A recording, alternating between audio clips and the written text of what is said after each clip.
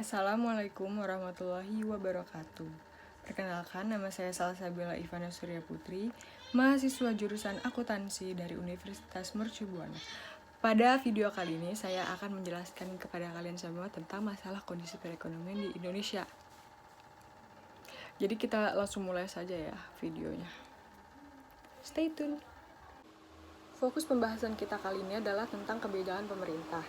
Yang akan kita ketahui itu adalah konsep dan tujuan dari kebijakan pemerintah mengenai otonomi daerah sebagai percepatan pembangunan di Indonesia. Kita akan membahas tentang apa itu otonomi daerah. Otonom. Apa yang kalian ketahui tentang otonom? Otonom adalah pengaturan sendiri, mengatur sendiri atau memerintah sendiri. Sedangkan otonomi daerah adalah kewenangan untuk mengatur sendiri kepentingan masyarakat atau kepentingan untuk membuat aturan guna mengurus daerahnya sendiri. Indonesia sebagai negara kesatuan yang berasaskan asas desentralisasi memberikan hak dan wewenang kepada tiap-tiap daerah untuk mengatur sendiri pemerintahan di daerahnya masing-masing. Selanjutnya yang harus kita ketahui adalah konsep dari kebijakan pemerintah mengenai otonomi daerah sebagai percepatan pembangunan di Indonesia. Secara konseptual, pelaksanaan otonomi daerah ini memiliki tiga tujuan utama. Di antaranya adalah tujuan politik, tujuan administratif, dan tujuan ekonomi. Untuk tujuan politik ini, fokusnya itu mewujudkan demokratisasi politik melalui partai politik dan Dewan Perwakilan Rakyat Daerah. Sedangkan untuk tujuan administratif, itu fokusnya kepada pembagian urusan pemerintahan antara pusat dan daerah, termasuk sumber keuangan dan pembaharuan manajemen birokrasi pemerintahan di daerah. Sedangkan untuk tujuan terakhir kita yaitu tujuan ekonomi, fokusnya adalah mewujudkan peningkatan indeks pembangunan manusia sebagai indikator peningkatan kesejahteraan masyarakat Indonesia. Selanjutnya kita akan membahas tentang tujuan kebijakan pemerintah. Tujuan kebijakan pemerintah yang pertama adalah meningkatkan pelayanan kepada masyarakat, kemudian menciptakan efisiensi dan efektivitas terhadap pengelolaan sumber daya daerah.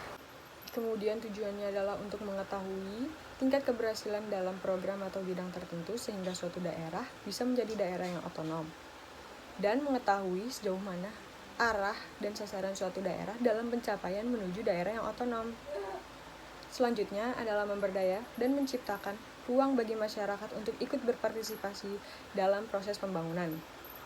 Dan pengembangan suatu daerah akan disesuaikan dengan ciri dan potensi daerahnya masing-masing. Selanjutnya kita akan membahas masalah yang timbul akibat otonomi daerah dan kebijakan apa yang dilakukan oleh pemerintah dalam mengatasi masalah tersebut.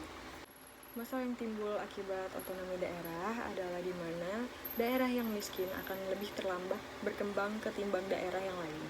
Kemudian, kurang koordinasi dengan daerah tingkat 1 dan adanya kesenjangan sosial. Seperti yang kita ketahui di mana sistem otonomi daerah ini adalah memerintah urusan daerahnya masing-masing, sehingga saat melaksanakan kegiatan, para pemimpin suka lupa akan tanggung jawabnya. Yang dimana tanggung jawabnya adalah untuk mengatasi masalah daerahnya masing-masing, mereka lalai akan hal itu. Selanjutnya, ada aspek-aspek yang menyebabkan kurang optimalnya pelaksanaan otonomi daerah, di mana kelemahan aspek regulasi terkait dengan penyelenggaraan pemerintah daerah dan implementasi regulasinya. Akhirnya pemerintah mengeluarkan Undang-Undang Nomor 32 Tahun 2004. Undang-undang ini dikeluarkan oleh pemerintah untuk mengatasi beberapa masalah terkait penyelenggaraan pemerintah daerah. Namun, dalam pelaksanaannya, karena kurang kejelasan pengaturan mengenai undang-undang tersebut, sehingga menyebabkan permasalahan baru dan menjadi sumber konflik antar susunan pemerintahan dan aparaturnya. Hal tersebut membuat penyelenggaraan urusan pemerintah daerah menjadi tidak efisien dan kurang efektif. Kemudian ada permasalahan otonomi daerah di Indonesia, yang dimana pengelolaan keuangan daerah atau anggaran itu kurang manajemen keuangan yang baik sehingga menghambat proses pembangunan. Lalu ada orientasi kekuasaan, di mana otonomi daerah ini lebih memfokuskan kepentingan elit lokal dan memanfaatkan otonomi daerah sebagai momentum untuk mencapai kepentingan politiknya, di mana dengan memobilisasi massa dan mengembangkan sentimen kedaerahan. Kemudian ada pemekaran wilayah, yang dimana menjadi masalah karena tidak dilakukan dengan grand design dari pemerintah pusat, sehingga terjadi prakarsa dan inisiatif pemekaran itu berasal dari masyarakat di daerah itu. Hal ini menimbulkan problem sebab pemekaran daerah didominasi oleh kepentingan elit lokal dan tidak mempertimbangkan kepentingan nasional secara keseluruhan. Kemudian ada pilkada langsung, di mana pilkada langsung ini menimbulkan besarnya biaya yang dikeluarkan untuk pelaksanaan suksesi kepemimpinan. Padahal kondisi sosial masyarakat masih terjebak dalam kemiskinan. Di samping itu, pilkada langsung juga menimbulkan moral hazard yang luas di masyarakat akibat politik uang yang beredar. Tidak hanya itu, pilkada langsung juga tidak menjamin kepala daerah yang lebih baik dari periode sebelumnya. Selanjutnya kita akan membahas mengenai kebijakan pemerintah dalam otonomi daerah. Peran pemerintah untuk otonomi daerah yaitu keikutsertaan pemerintah daerah untuk melaksanakan urusan pemerintah yang kewenangannya lebih luas dan lebih tinggi di daerah tersebut. Peran pemerintah daerah secara kelembagaan itu ada dua, di mana pertama itu ada fasilitator, kemudian ada entrepreneurship. Sebagai fasilitator, peran pemerintah adalah di mana stakeholder yang melakukan kerjasama secara informal dan membuat kesepakatan di antara kedua belah pihak.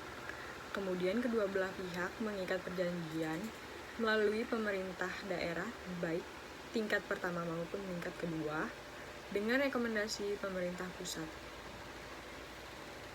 Dan peran yang terakhir adalah entrepreneurship, di mana peran pemerintah daerah sebagai entrepreneurship adalah melakukan dua kegiatan. Yang pertama adalah mengelola dan memobilisasi sumber daya yang dimiliki. Kemudian yang kedua adalah membentuk badan usaha bersama dengan beberapa daerah dan swasta dalam bentuk serta bidang tertentu. Sekian presentasi dari saya mengenai masalah kondisi perekonomian di Indonesia. Terima kasih sudah mendengarkan. Semoga penjelasan ini bermanfaat bagi kalian semua. Kurang lebihnya mohon maaf apabila ada salah-salah kata. Wassalamualaikum warahmatullahi wabarakatuh.